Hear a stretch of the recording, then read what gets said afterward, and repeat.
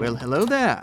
Do you want to hear some juicy hoaxes, legends, and theories? Well, I've got you covered. I've got a question that's just as odd as it is important. Have you ever seen those round stickers on mailboxes around your neighborhood? You know, the ones that are about as big as coins. These stickers are either made out of thin reflective plastic or plain old paper. There's a rather logical explanation for their presence. It turns out that people have been putting innocuous indicators on mailboxes, curbs, sidewalks, lampposts, or trees for various reasons. For example, road crews, utility companies, or surveyors sometimes need to mark areas they've worked on. But suspicious residents unfamiliar with the purpose of the markings often leap to the unfounded conclusion that they must have some connection to recent criminal activity in the neighborhood. So don't worry about those stickers. In fact, it doesn't make much sense for bad guys to mark a home with some form of a symbol when they could just as easily record its address. And with technology these days, they can communicate almost instantaneously by email or text message, so there's really no need for them to use stickers. The next hoax is for fast food fans. The latest juicy gossip from the industry is spreading faster than ketchup on fries. From top-secret menus to limited-time releases, restaurants are doing everything they can to give their customers something extra to sink their teeth into. And when it comes to pleasing their loyal fans, Burger King does it pretty successfully. Back in 1998, Burger King made waves when they announced the launch of a new product that was bound to revolutionize the fast food industry, the left-handed Whopper. It was just like the original Whopper, but with a special twist. All the ingredients were flipped around to make it easier for lefties to chow down. At first, people were skeptical.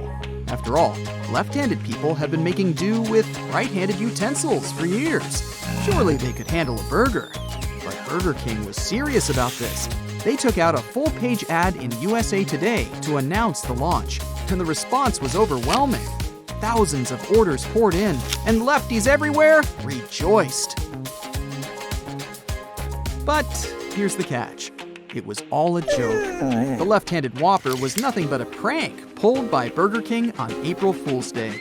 The ad claimed that the new burger had been specially designed to maximize taste and prevent sesame seed loss for left-handed eaters. Even the weight distribution of the toppings had been carefully considered. And while some people fell for it, hook, line, and sinker, others saw the funny side of the joke. Of course, Burger King has a history of playing pranks on April Fool's Day. They even released a video for Whopper toothpaste in France. So, next time you hear about a wild new product release in the fast food industry, take it with a grain of salt. Let's carry on with the hoax of the 90s. Back then, the world was obsessed with Furbies, those little furry dolls that could talk to you. But as it turns out, some parents were worried that their kids were picking up some bad habits from Furbies. That's right, these fluffy little things were accused of teaching children bad words! At first, Furbies start out speaking their own language, called Furbish, which is all cute and harmless. But over time, they start to incorporate more English words into their vocab. And that's where things get tricky. You see, all of the phrases are pre-programmed, so technically, Furbies aren't really learning. But these parents didn't know that. In 2000, a Walmart in Pennsylvania had to remove some Furbies from their shelves after customers complained that the toys had been using cuss words. The next legend is about a video game called Polybius. It appeared in Portland, Oregon in 1981. But Polybius was not your average arcade game. There are all sorts of theories about its origin and purpose. Some folks think it was a way for the US authorities to recruit soldiers by testing their physical and mental abilities, just like in The Last Starfighter. Others think it caused brain aneurysms and seizures and was used by the CIA. Then there are those who believe it was just a prototype version of Tempest.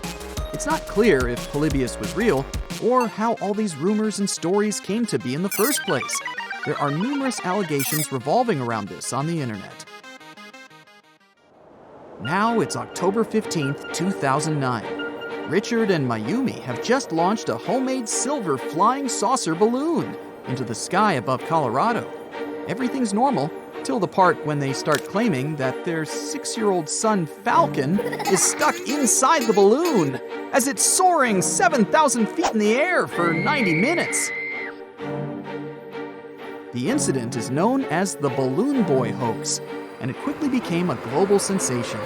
National Guard helicopters and local police were on the case, chasing the balloon for 50 miles until it finally landed about 12 miles northeast of Denver International Airport. But when they opened the balloon, Falcon was nowhere to be found. Turns out, Falcon wasn't in the balloon at all. He was hiding in the attic of his home this whole time. His parents had staged the whole thing as a publicity stunt. Oops. Sure enough, Richard Heen ended up pleading guilty to attempting to influence a public servant, and he spent 90 days in jail, while his wife Mayumi did 20 days of weekend jail time. They did get the attention of the media and people, though. Look at us. They're on our list after all these years. Let's jump to 2012, the year the world was supposed to finally call it quits and end its 4 billion year run. Of course, nothing happened, and we're still here. Back then, this was a hot topic. So where did this whole world ending in 2012 idea even come from? It all started with ancient Sumerians, who supposedly discovered a rogue planet called Nibiru that was heading straight for us. Except, oops, it turns out that was supposed to happen in 2003. And, well, we're all still here. But that didn't stop the doomsday date from getting moved to December 2012 and getting tied to the end of a cycle in the Mayan calendar. Does the Mayan calendar just give up after 2012? Nope. It's like your kitchen calendar. It keeps going. December 21st, 2012 marks the end of one long count period, but then it's back to business as usual with another long count period starting up. So don't throw away that Mayan calendar just yet.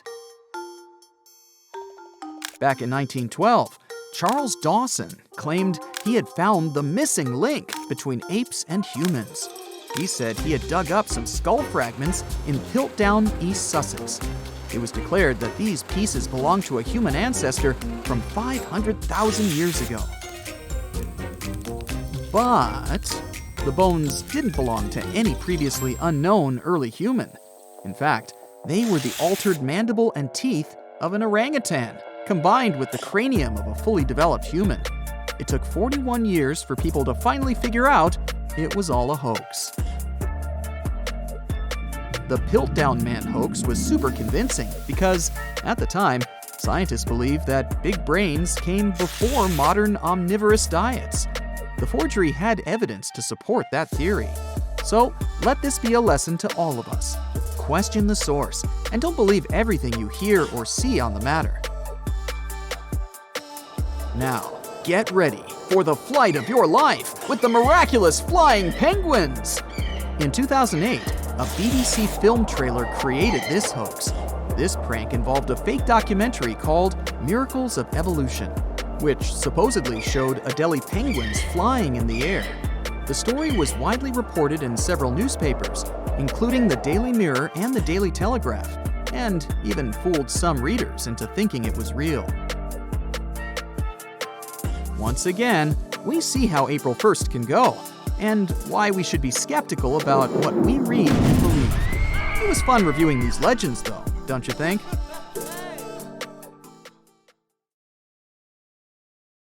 That's it for today. So hey, if you pacified your curiosity, then give the video a like and share it with your friends. Or if you want more, just click on these videos and stay on the bright side.